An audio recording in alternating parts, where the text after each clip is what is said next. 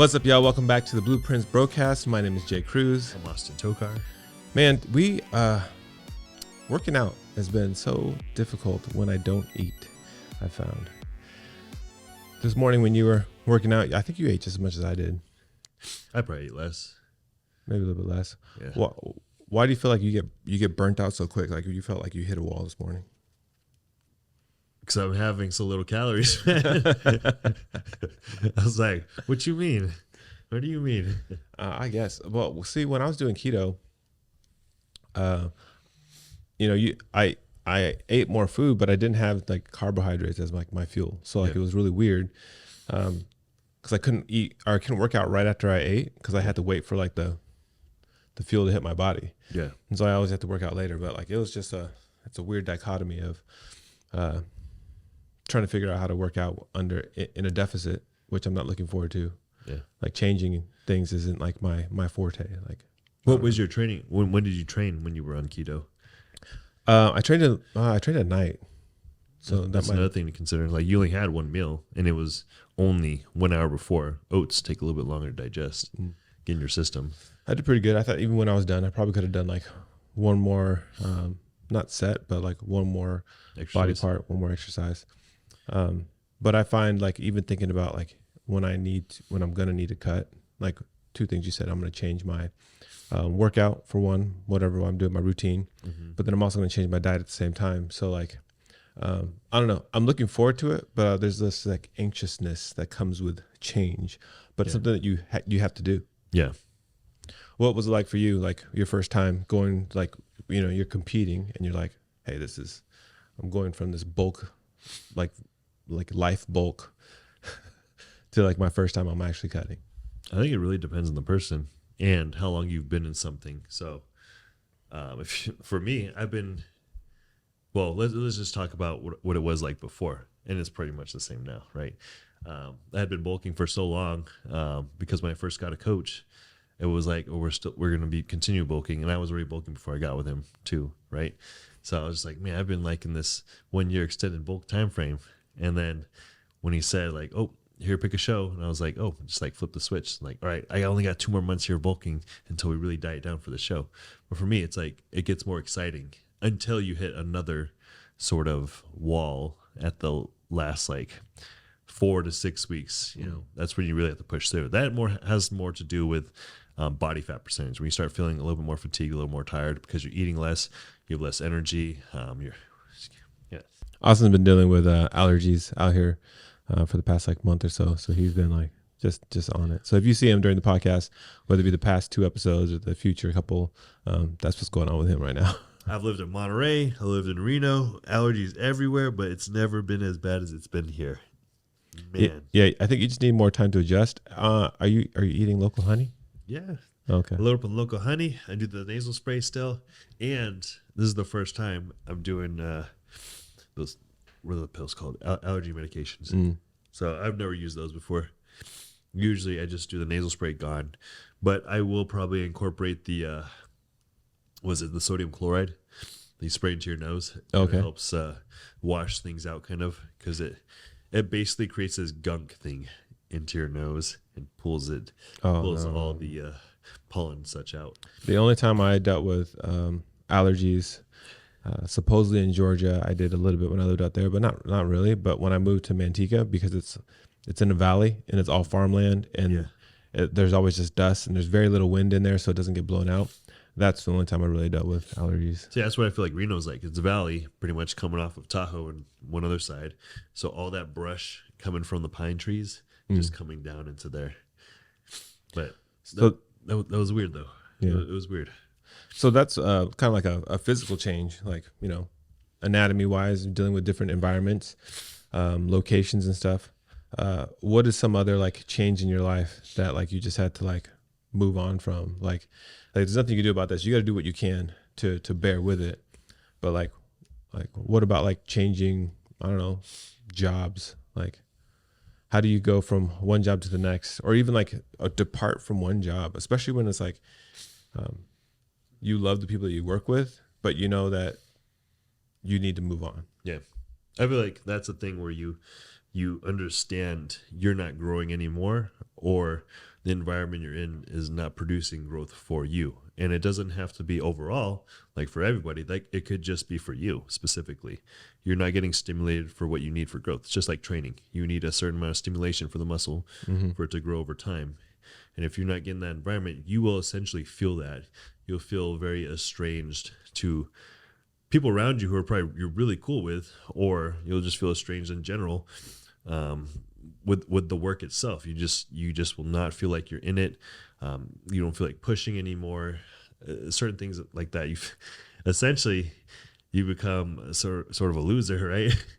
in some situations, not all of them, but in very many situations, you're putting out loser type traits where you're just not even trying. That's you give up on certain things, but that's kind of like a boundary line for you knowing like, hey, there's something off here. Let me see what it is. And you start looking around a little bit and you're like, maybe I need to move on and do something else, because the thought of this excites me a little bit more than being here now. Like you may have gotten excited to get that job in the beginning, whatever it was, new promotion, maybe. But after a while, you probably felt like, oh, this isn't what I thought, or I fulfilled what I need to do here. I need another role to play. And you're always going to feel like that throughout your whole life. And I really feel like if you don't get yourself out of that environment, you will passively live in that environment. Yeah, I think we talked about just becoming a product of your environment. And if your environment's stagnant, I mean, you automatically become stagnant. Yeah. Every single job that I've been at, like I've had that mentality. Like, okay, let me either advance, like get a promotion, like it was like every 2 years, or I need to like find a different job. So almost every single job I've ever had in my life, I've been in that position for 2 years or less, but then moved on to the next position. And I think the longest I've ever been with a job is like, I think 13, 14 years. And I started as like, lowest on the totem pole as a technician. And then they have 4 levels of technicians. And I went through all the levels of being a technician. And so like there was some excitement. Oh, I'm like level 2 now. Oh, I leveled up. I'm level 3. And with that comes a little bit more responsibility and a little bit more pay. And then at some point I'm like, hey, like my skill set is limited now. I need to do something else. And so I always had bad managers when I was at that job. Yeah. And I was like, man, the first chance I get, I feel like I can do a better job of being a manager. And when that job opens, I'm going to apply for it. So I applied for it. I didn't get it the first time because my boss at the time kind of lied to me. He's like, oh, it's just between you and this other guy. It's, you have a 50-50 chance. And then, come to find out this third person gets the job, which was his friend. So I was like, dude, so you're saying really I had a 33% chance, but what you're really saying is I had no chance. No chance. You have a 0% chance, and here's the other guy. Because there's the other guy. But here's the thing, though. I had the opportunity at that point, like, oh, man, you screwed me. I can just, like, slack off now. I'm at the highest level. I'm the best technician at this time, and I can just, do whatever. But I was like, no, like, I still need to set example. Like, my character, like, set in. I still need to do what I need to do. And so there was a day where all of the not delivery trucks, but all the technician trucks, all the catalytic converters got cut out, except for 2. And so our managers were like, hey, you guys can all go home, except for, 2 people we'll still run routes. Everybody's like, well, I'm not saying I'm going to go home. And I'm like, hey, like that was my opportunity. Like, hey, I'm going to show that I have good character. Hey, I'll work today. And we all came there to work anyway. So I'm just like, why would I drive in, spend my money to drive in and then just go home and not get paid? Like that's ridiculous. So I ran a route that day. And I think that was part of one of the things that like, my manager at the time, he saw that and he's like, oh, like I see your character. And so when the job came around the next time, there really wasn't, I didn't interview for it at all. They just, they gave me the job. And then from there, I had that job for like 2 years. I transferred to a different office. I had it for another like a year or so, maybe 2 years. And then I finally became middle upper management. I stayed there though for like 9 years. And I became what you said, somewhat of a loser. Stagnant in nature. Yeah, because like, and here's the thing. So like, we're not. It's not even a loser. It's just traits that a loser would amplify. Yeah. So any of you guys out there that had a job for like tons of years, I'm not saying that you're a loser, but like, hey, does your mindset become just like just mush because you're like doing the same exact thing every single day? I think we're built to want to achieve, Yeah. to want to build things, to do things. Yeah. So if you're in a position too long, I'm sure like you out there right now, you're probably feeling like that, like, oh, it's just like, I just have this job. Mm-hmm. And for some people that's okay, because hey, a lot of people can learn how to live off, basic, which isn't bad. But I think for most men, or people in general, there's different realms of achievement are built to achieve. Yeah. Not just men, just everybody. Everybody has something, whether to prove or just something to do. They want to do well. If you're, I guess, persistent, there are just some people just want to sit around all day, do nothing. But generally, as a human being, there's something more for us, like that we see. There's like for the people who are more agnostic, or and such. Like I think the thought of like God is more of like a thought of like there's something more out there for you. So with that job, I knew at some point, I had to move on from that job at some point. And so I saw the potential, like going on staff with my church was like, hey, this fulfills more of my my calling or like my purpose. So let me go do something that I feel like matters. So I left a super high paying job. I made, 6 figures at the job, to take a pay cut. I went under 6 figures because what I was doing had more purpose. Sometimes it's not about the money. Sometimes it's about like, hey, am I doing something that I'm inspired to do every single day and that matters? And so for me, like moving on what you said, like it had to be like, I felt like I was growing and like I got to use skills that I didn't get to use before. So at that job, the technician job, or the tech world that I was in, my like video skills and stuff were not used, or my communication skills. And so I became the communications director at the church, and I did a lot more video work. I learned how to do a podcast, and I learned how to do this. So when it came time for me to do it, like, hey, guess what? Boom, I can just do it.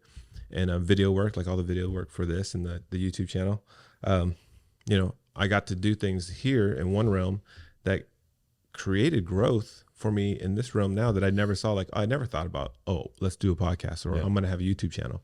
I never thought about that, but it was something that, hey, by me saying I want to grow and do something more, like you end up where you want to be and where you should be by always constantly trying to grow and do better. Yeah. I think even at some point at that other job, when you first got there, you probably saw the purpose and you're like, this is great. I'm doing something more. And maybe eventually you felt like, well, this isn't what I thought it was. But you could use that job to develop the next segment of your life, building those skills and essentially pursuing something greater than what you already have, which is what most of us tend to do. If you're working at a job, you're not like what do they call it? Like a corporate scheme job, right? Mm-hmm. There's different levels to it. You're not working just at that level unless you are, which you shouldn't. You're working to be like the head, the CEO of that company, right? That's the end goal. That's eventually what you would like to get to, something bigger than what you are. But again, bring it back to when is it time to leave that job? When there's no more room for growth, and I guess you would take consideration of the time period it's taken to grow as well. But generally, if you really feel like, hey, this isn't for me, and it's not that maybe there's no room for you to grow. It's just like the environment isn't cultivating it for you anymore. Mm-hmm. It's just changed. At that point, it's just like, okay, maybe take another month or something, a few weeks, then decide to really make sure like this is something you want to do. Change into something else, because you can't get that back. Most of the time, you can't get that back. You don't want to do that. You don't want to come crawling back to somebody after you've already left. That's the terrible feeling. But yeah. See, so I left that job not like, oh, I don't need you guys. I always leave on good terms, because you just never know. You never want to burn a bridge. Yeah. But in that sense, I just was like, hey, like I'm going to go do what my passion is. I told them like, hey, I love this place. That was the best team I've ever worked with. Yeah. To be honest. But I left because I was like, hey, I want to do follow my passion. And the thing is, when you're talking about like growth isn't necessarily a position. Sometimes it's like when I first became a manager, like, okay, I got the position. That's great. But I had to grow as a manager. Like I had no idea how to manage people. Yeah. And it took a long time for me to learn how to like manage someone, because there's two ways you can manage them. You can manage that person on a personal level, like, hey, let me just be a good boss to you, show you that I care, be kind to you, those kind of things, and like also like develop you as a person. Or you can just, stats manage them. Hey, you're not doing this. You need to be here. Like you could do both ways. So I learned how to, hey, manage a person one-on-one, but then also manage, develop them like at the same time, like develop their skills so that they understood why my job existed, and then what they needed to do to become a better worker. So like there's different things that you can do even with a position to grow. And if you're not growing in that position, like you've learned the max you can learn, like there's no learning left, and you just are still doing the same thing. Like, you don't have to quit, you don't have to leave, but consider like, hey, can I do better? Can I do more? Yeah. Or what is there more in this thing that I can do? Just look for stuff. Ask for things that you can do. If there's nothing you could do, then, then you're like, okay, well, maybe I should move on. But like, if you can find things, I think that's more purposeful than just leaving, right? You're actually actively looking for something that bodes well for your future. Like you're going to actively look for something more to do in that position. But what about when, okay, find the learning environment is great, right? You can still learn. Yeah.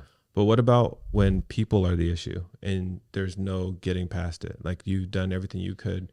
At what point do you feel like, okay, hey, it's my time to move on from this job because of the relationship, or let's just say a relationship in general? Maybe it's somebody in your life, maybe it's a friend, maybe it's a girlfriend, and you're like, okay, well, hey, is it this? Do you do the same thing? Hey, am I learning? Am I growing?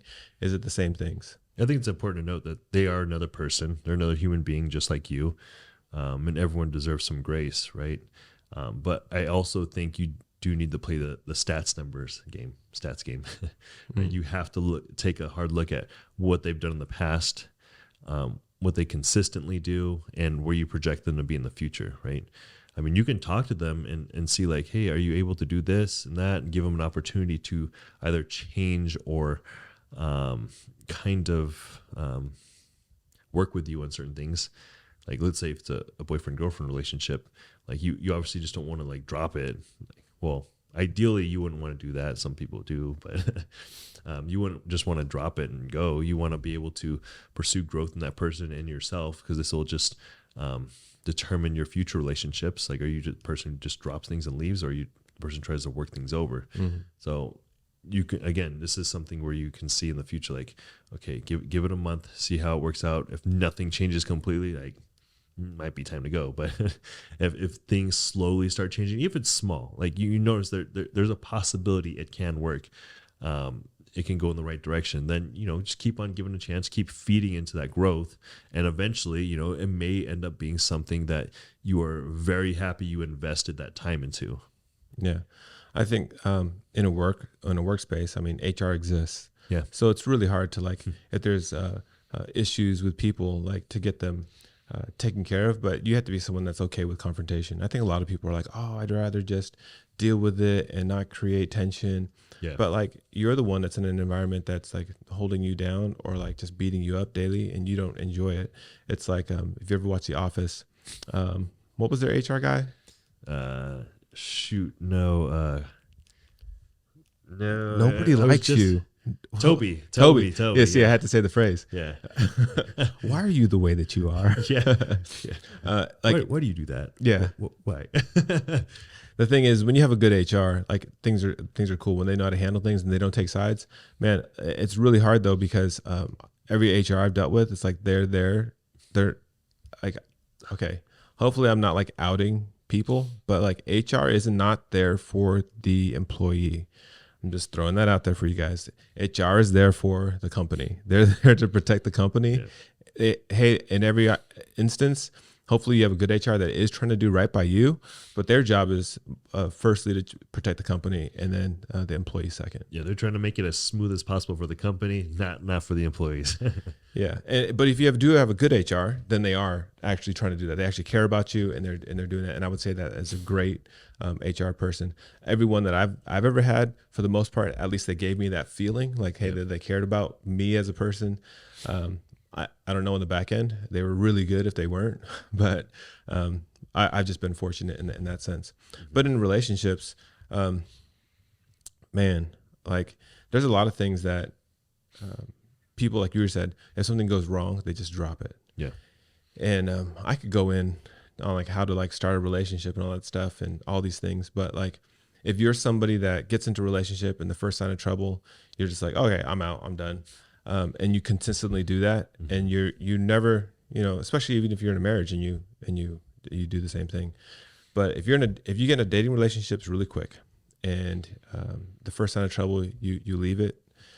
All you are doing is for when you eventually do commit to somebody and you marry them, you're just saying, hey, when trouble comes, I'm out. Yeah, I don't even think you would get to that point. Yeah, you probably wouldn't get to that point because you've already created this. So you created a culture of divorce if you never work out issues. And that's why I say, if you're in a workplace, hey, try and work it out, because in life you should try and work things out too, because there's not going to be any relationship without a little bit of conflict.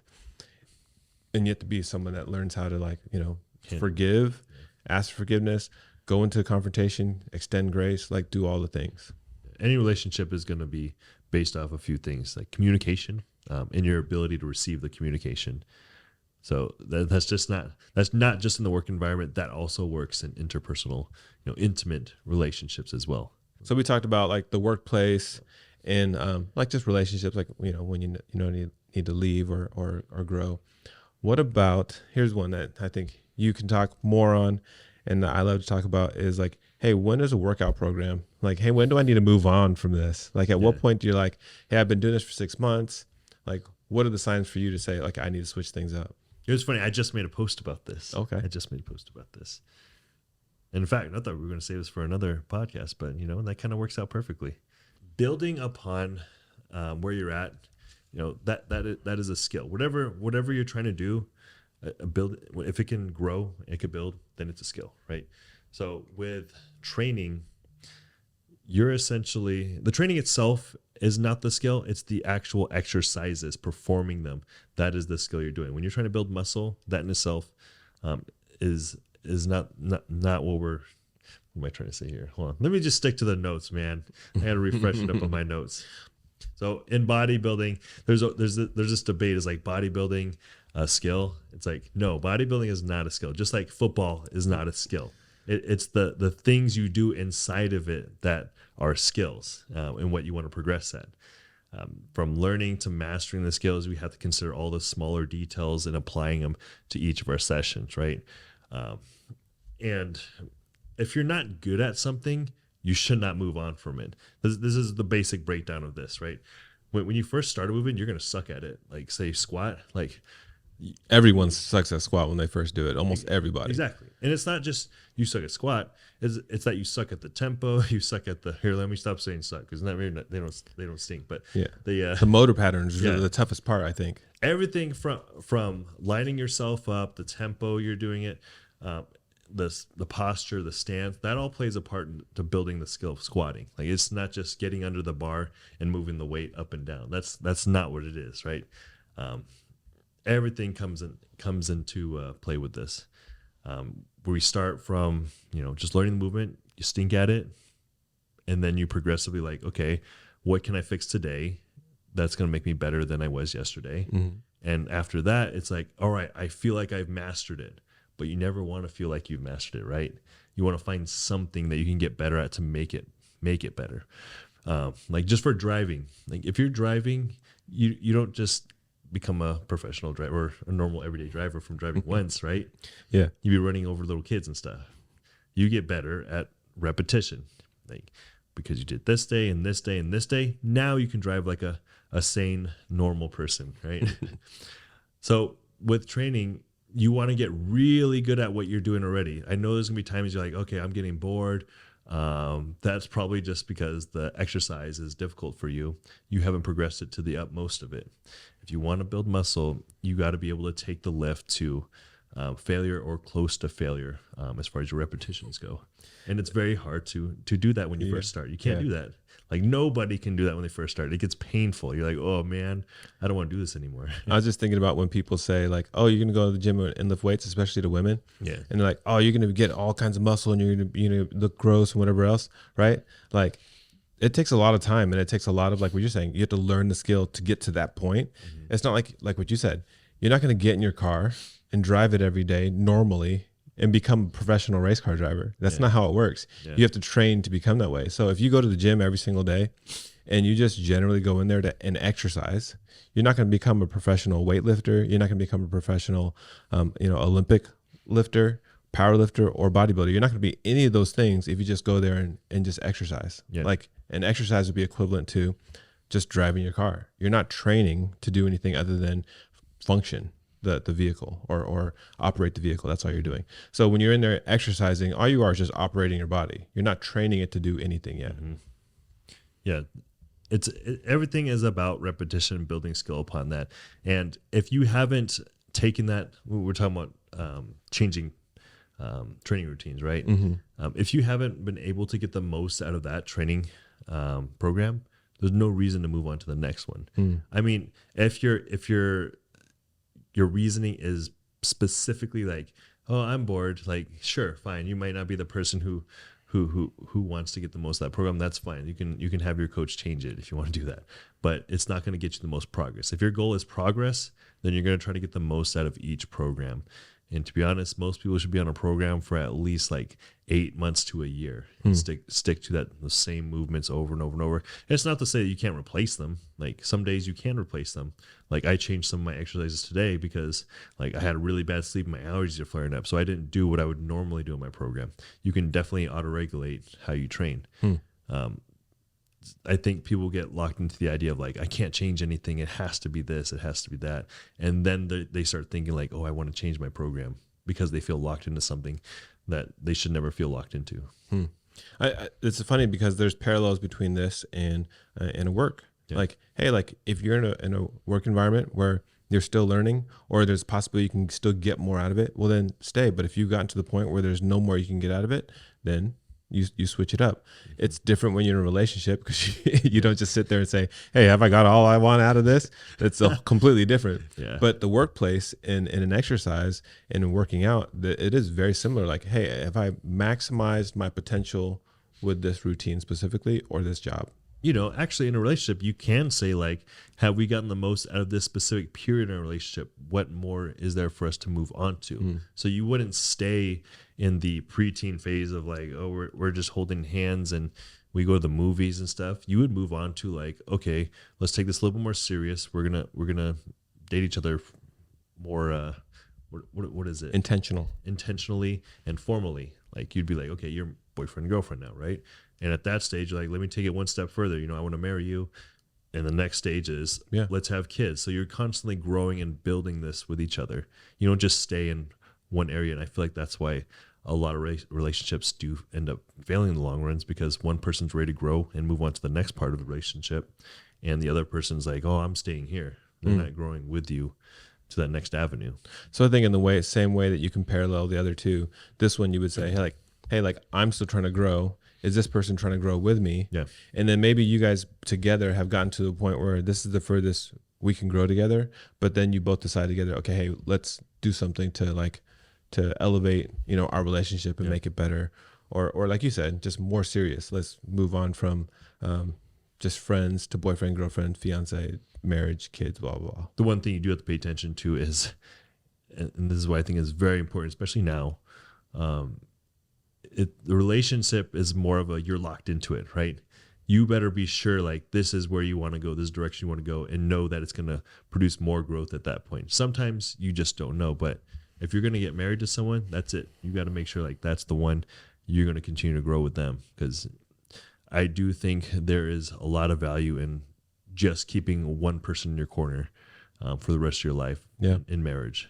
If you open up that avenue like, oh, I could just get divorced, then you're open up yourself to a lot of just disgruntled relationships, marriages, whatever. Yeah. And that bodes the same for like work relationships and, everything else. Yeah. So going back to, fitness program, you said get the most you can out of a workout. So like, okay, so now I got the most out of the workout. What would you usually change like a vanilla workout to like the next flavor? It really depends on where you're at. So if it's just a beginner, like say they've never been in the gym before, you're just doing the basic things. You're doing like body squats, push-ups, pull-ups, all that sort of stuff. You start at the very baseline, right? And then you move on to like, okay, let's add in some machine work in here. You want something very stable, very easy to move, something that has instructions that you can follow, right? Very easy things. Machines is the next step. I don't know why trainers put people on compound movements like the very next step after just like getting into the gym, but those are like some of the most complicated movements to learn. Yeah, like barbell squats. Like you've never even done leg work before. I think it's because of the results that you get from them. Like if you're an athlete, then it's really easy to get somebody into compound movements. Yeah. But if it's somebody coming from the couch to working out, it's really hard to like, okay, now let's put a bar on your back while you do these squats. Yeah. And that's a whole different realm, because then you got to figure out, okay, because a lot of people's anatomy is different. You can't just have them, put your feet shoulder width apart. You can't always do that. Some people have to go narrower. Some people have to go a lot wider because they have a long femur, or their hip mobility is better or worse. So like it's really like you have to be good at it. So like I know I keep pitching Austyn as often as I can, but this is why you need a good coach, someone that's going to like identify those things. Because even me, I've been working out for seriously for like 16 years. I've been athletic my entire life. I've been working out since 12, 11 years old or something like that. Whenever we would get in trouble, our dad made us do push-ups, and then eventually, we started at like 10, and then I think by the time I left the house, when I got in trouble, I was doing 60 straight, like as a teenager. Yeah. He'd have us run around the house when we say we got bored. So like athleticism and working out and stuff like that is part of me. So like doing any kind of exercise, Austyn saying, hey, you need to do it like this. I can immediately like see it and like, let me just move my body the way he's saying to move it. Yeah. But again, you can't go from 0 to 100 with these, couch guys. Yeah, I mean, like it's kind of a tangent we're having here, but I think it's important to note, like if you are getting in the gym, first starting to get in the gym, like just be honest. Are you a couch potato? Okay, all you've been doing is sitting, right? So what's the easiest thing to do? Well, you still want to sit while you exercise. Maybe go on a seated leg press and then start, pressing from there. Hey, that's pretty easy. It's an easy transition. And then you're like, I got to work out today, because you're still getting the same muscle stimulation if you were going under a barbell squat or that seated leg press. It's not a huge differentiation when you're first getting into the gym. Later down the line it will be, but now it's just like, hey, get in there, do the easiest thing that will get you in there and stay in there. I think that's the most important thing. There are so many machines. I think somebody that is used to sitting can literally go to the gym and get every single body part worked out while sitting. Bro, I think someone, who had in mind, how can I make this as comfortable as possible, like without me getting up to do the exercise and get the results, right? So like those seated leg or shoulder presses and stuff, like some of them are really bad. I mean, they have you in a slouch position too, and you do shoulder press, but some of them are pretty good. But essentially, gyms now are so much comfier than they were like 30 years ago. I mean, I wasn't born, but I mean, you can look back at the pictures and you're like, there's just barbells, dumbbells, and some cables. Now they got something for you to sit on for every exercise possible. The only seat was a bench. Yeah. But you didn't sit on it, you laid on it. Yeah, exactly. You did bench press and maybe some seated lateral raises, but that's about it. Yeah. But all with dumbbells. You have to get up and go grab the dumbbells. Now you don't even have to get up. You push a button. That's just how it is now. If there was ever a time to go to the gym, it'd be now. Like, remember we were just looking at all the gym equipment last night. Oh yeah, the gym equipment is ridiculous. What they've created and what they have the ability to do. And honestly, I've been looking on Instagram and Facebook and people commenting and stuff. They're like, the gyms aren't full. I don't know what happened this year. If everybody collectively just said, hey, forget it. Yeah. We're not trying to get in shape this year. But from what I've heard, gyms aren't more busy than they would normally work. So yeah. I think either people have found ways to do it at home, or they've taken our advice and just started walking. I mean, it also could be the toxic masculinity thing too. Oh yeah. It's like, you build muscle? Well, you're a far right extremist. Well, anyway, that's another podcast. But back to what were we talking about here? But knowing when to change your program. Yeah, knowing to change your program, knowing when to change your environment, relationships, work, school, even maybe. I've changed my environment at school many times until I decided no school environment. But yeah, I think it just comes down to, do you feel like you're growing, and do you feel like the environment you are in is still very much an opportunity for you to grow in? One of the reasons why we moved to Texas and specifically to this city is our neighborhood was not safe. And it's actually the same reason why our parents moved us out of Seaside and moved us into Prunedale, is because the environment wasn't safe. We weren't going to grow there. I think Chris Rock made this joke, and he was saying like that he didn't learn how to walk until he was like 7 or 9 years old because they crawled on the floor because there's so many gunshots all the time, or bullets flying, that they crawled on the floor for the first 7 years of his life. That was almost exactly how it was in Seaside. I mean, there was a shooting, or at least gunfire, not even from Fort Ord. It was just gunfire, probably every other week at least. And so like we'd always, like we got so used to it that we were just like, oh, well, it's gunfire. Okay. Like didn't even put our head down. And so like that's another way that like, hey, it's time to move. My safety is no longer safe. I'm not safe anymore. So let me move. And it's even funny because so I have the Ring that I had back in Manteca. So Ring doorbell. I'm not like advocating for them. They're a good product, but sponsor us. No, just kidding. But I had Ring doorbell out there and I had Ring doorbell here, and I'm part of both neighborhoods still. And the people and on the Ring neighborhood, they'll like text and be like, oh, like, hey, here's what's going on in the neighborhood. So in Manteca, it was a lot of like, hey, someone broke in, car theft, oh, kids doing fireworks, oh, did you hear the gunshot? Like all those type of things, like constantly. Or like, hey, there's a fire here. And in here, since we moved to Texas, it's like, hey, someone's lost cat. Hey, someone's lost dog.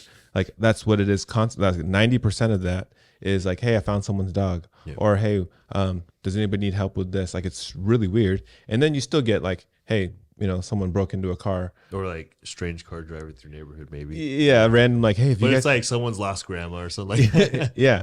So like changing the environment is super important. And California, I mean, God bless all those people that stay out there and think that is where they need to be, and that they're called there. That's fine. Like, hey, everybody's called to a different place. But for me and my family, it's not for us. So change needed to happen. Yeah. Why do you think, to kind of close this out, why do you think people are afraid of change? Because it requires more responsibility. And if some people have a very low self-esteem issue or just very low opinion of themselves, to where they're like, I don't know if I can handle that. I don't want to handle that. I feel like I have a lot of load on my life already. Taking on more is just going to make me more stressed, more tired, more anxious, whatever it is. I feel like people don't want to take on more because they're already dealing with a lot, especially like right now. Like, I wouldn't say this is the best time for Americans, but it's still, compared to before, like way back in the day, it's better than those times, and everything's pretty easy now. But as far as financially, it's very difficult for people. So now, taken from that perspective in the present, I just think people just don't want to take on more and take on more burden. And that could still play well for past years. Like people just don't want to take on more. It's just, I think that there's a limiting belief in their head. Like I don't want to take more because I don't know if I can do more. But you still have this conflicting feeling because you feel like, oh, I need to move on, but you just don't do it. And eventually one of those feelings is going to beat out the other. And if you stay in that environment long enough, you'll settle. I've been in the world of people that are hard workers for the most part. And when I'm around other people that work hard, they're at their jobs, hard work isn't rewarded anymore. Like, yeah, you might get an annual raise, but the annual raise is like, 1% or maybe something like 0.5%. So not really that great. And then you get more responsibility, but no more pay. And then you have people that are getting the same amount that you used to get paid, or like very close, doing bare minimum, and they're still getting paid, also not getting fired. So like, I think, good work ethic isn't paid. It's paid almost with, like a punishment. Like, hey, let me give you more responsibility because you can handle it. Yeah. Well, then also pay me what I need to get paid. So I think, a lot of people are not inspired as much to do better because they don't see it as you don't get rewarded. The only thing you get is, the morale boost not morale, but the moral boost for yourself. That like, hey, I do good, and maybe you're someone that loves an attaboy, a pat on the back, and so that's what inspires you to do more. But I think our culture, especially when you see people like doing super lame, lazy jobs, and they get paid a lot to do it. I mean, just an example, OnlyFans. I mean, it's crazy how like it's not crazy because our world is pretty corrupt, but it's pretty crazy how these people on here can get paid a stupid amount of money for stupid stuff, but people pay for it. So I mean, what do you do about that? And then like it's funny. Stacia brought up yesterday that like before she was offered a job, like a new position, pays more, but it comes with more hours. So it's like, did I really get a raise or did I not? When you just weigh out like, oh, I might as well just stay here, I work less, and I make the same. Yeah. What's the point? When I was a manager, I worked more and I got paid more. So like when I started breaking it down hourly, I'm like, man, I get paid less hourly than my highest paid technician. Yeah. And when they're done with their job, guess what? They just go home. When I'm done with my job, I'm still attached to a phone that has emails and people calling me where I'm still working. And it's pretty crazy how that works. I mean, obviously there are perks that come with it. Yeah. Like, it's not without warrant, but I don't know. There's a lot of things that just don't have the appearance of being fair, especially as we get more and more into a society that's more social. People get away with a lot of stuff and are on different care programs and just sitting at home. Doing nothing and getting paid. Those ways you should work for yourself. Eventually get to that point where you can work for yourself, and the progression you make is up to you, purely up to you. Whatever you make is determined by how much work you're willing to put in and time. Like it's up to nobody else except for you. Maybe the government. The government might put their grubby little fingers in your pockets, but other than that, I think that is the best option. There's a story that they shared on Sunday. It was kind of about change, and it was in the book of Numbers, and it's when the Israelites are in the wilderness, not in the wilderness, but they're about to go into the land of Canaan, and they send the spies in, and they're supposed to give a report back, like, hey, here's what the land looks like. And so two of them come back like, hey, look at the land is great. Like they got huge grapes. Look at these things. It's flowing with milk and honey. We should take over the land. And then you have these other 10 guys that come with a bad report, basically saying, hey, no, there's giants there. Like, let's not do it. Right. And so they get the rest of the children of Israel basically saying, oh, like, hey, we're going to get killed. There's no way we can take it. We brought us all this way. It would have been better if we died in the desert or we died in Egypt. And it's crazy because this was the land that they were promised, and it was better than what they had, but they were afraid to do it because of, these giants, but they were already promised that land. Yeah. And so it's funny because God gave them what they wanted. So he said, all right, all of you guys that wish you died in the desert, guess what? For the next 40 years, you're going to be in this desert and you're going to die. So I'm going to give you what you want. But then everybody else that isn't complaining, hey, I'm going to give them what I promised them. And so for sometimes for us, we're asking so little, and we're just like, hey, like I'm good with this because I know this. I'm scared of that, but like there's so many options available to us if we take a little bit of risk. If we take, to be honest, if we trust God, and we're hard workers, like me, like even though I was at a job where I was hardworking and didn't get rewarded, man, I'm still rewarded in other ways that are unimaginable. Like where I live right now, it's ridiculous. There's no way that I would be here. There's no way that we'd be sitting in this room right now had it not been for those blessings and taking risks and just like trusting God, to be honest. And I don't know. I think people are afraid of change because we're comfortable with where we're at right now. But if you ever just sit there and think, okay, if I hadn't made this change back in my life, would I be where I'm at right now? No. Like we go through difficult growing pains. I don't know whether we've talked about business growth or not, but the way business growth, and this is even in bodybuilding or even relationships, all of it, it's all the same. So there's something that forces you to have new growth. And so you go up, right? And then as you get really proficient in that new growth, you level out, right? If you level out for too long without having new growth stimulation and going up, then you start declining.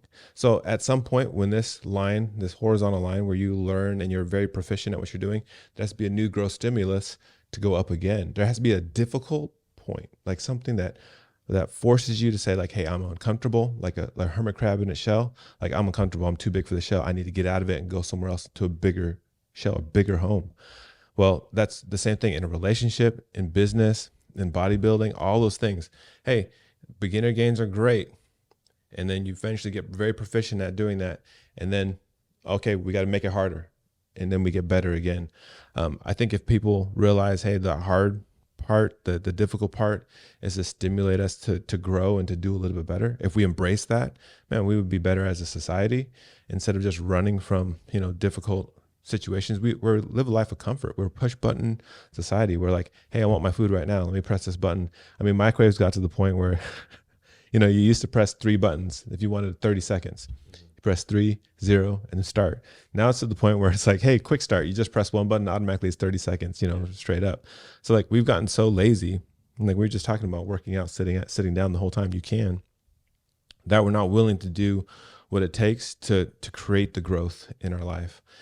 And if everybody just says, okay, I see this, let me not run from that, because that's when you run from it, that's when the decay happens. Instead of getting better, you like you assess, okay, what is this that's coming at me? Okay, let me, take this challenge on head on, and I'm either going to break through it and continue at least on the same level, or I'm going to grow from it. But you won't decline because you're overcoming the issue rather than running from it. Yeah. Well said. Man, I think that the podcast talked about change and stuff, and mostly what it comes down to is like, hey, if what you're doing in life right now is not changing you, then if it doesn't challenge you, well, actually, the saying is, if it doesn't challenge you, it's not going to change you. Yeah. So if you're in a place in life where everything's really easy and it comes to you really easy, man, you should reevaluate, because maybe there's more and there's better.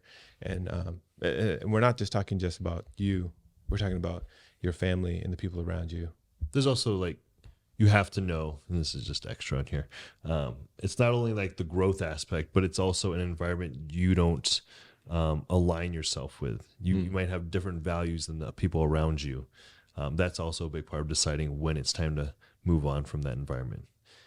Some people might think some things are fine, and that's totally fine for them, right? But for you, it's just different. Like, you just don't judge them for what they're doing. It's just the way they want to run things or the way they want to go about things. And you're like, okay, that's not the way I want to do things, so I'm going to move into a different direction. Sometimes you foresee things like, this is how I see it playing out, and you lose the visual that they had originally encompassed. You lose that, I can't think of the word. The vision that they had, that they set. You're like, I don't see that anymore. That's just not how I see things happening out now. It's totally fine to leave if that's what's going on as well. I think that's a big one that nobody really takes into consideration. They just stay there, and so I guess like go along with it. Yeah. With all that said, man, like, hopefully we are someone that brings value to your life, that the Blueprints Brocast helps you guys, and we provide some sort of blueprints towards life, whether it be relationships, working out, career-wise, money-making, entrepreneurship, whatever the thing is. And if if we're someone that adds to your life, yeah, keep us around. That's great. Recommend us to somebody else. If we're not, like, if any time we stop producing value for you, I would tell you to kick us out of of your normal watching. But if we do provide value, and if there's some way we can better serve you guys, let us know, because that's what we're here for. We're not here for ourselves. We're here to encourage you guys with our experience and the things that we've gone through in our life to better enrich our world and hopefully our viewers and listeners. So thank you guys for hanging out with us, and we will see you in the next podcast. Peace.